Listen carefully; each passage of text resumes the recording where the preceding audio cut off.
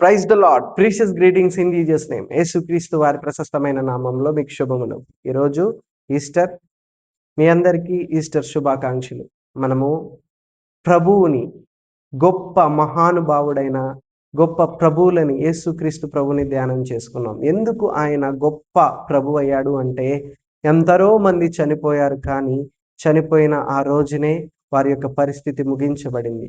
ప్రభు అయిన యేసుక్రీస్తు యొక్క పరిస్థితి మాత్రము మృతి చెందినా కానీ మరలా ఆ యొక్క మరణాన్ని జయించి ఉన్నాడు, మరణపు ముళ్ళుని విరిచి ఉన్నాడు. కాబట్టి ప్రియులారా, ఈస్టర్ రోజున ఒక వాక్యాన్ని చదువుకొని ఆయన యొక్క జయించిన విధానాన్ని మనము స్మరించుకుందాం.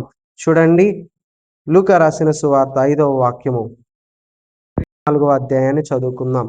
వారు భయపడి ముఖములను నేలమోపి ఉండగా, వీరు సజీవుడైన వానిని మీరెందుకు మృతులలో వెతుకుచున్నారు? ఆయన ఇక్కడ లేడు, ఆయన లేచి ఉన్నాడు. ప్రియులారా, సమాధిలో నుంచి లేచిన వాడు మన యొక్క పరిస్థితుల్లో కూడా కార్యాలు చేయగలడు. మరణాన్ని జయించిన ప్రభువుకి అన్నీ సాధ్యమే. ఈరోజు ఎట్లాంటి పరిస్థితులైనా, ప్రభువా నీవు మరణాన్ని ఏ రీతిగా జయించావో నాకు కూడా సమస్యల మీద విజయాన్ని దయచేయండి.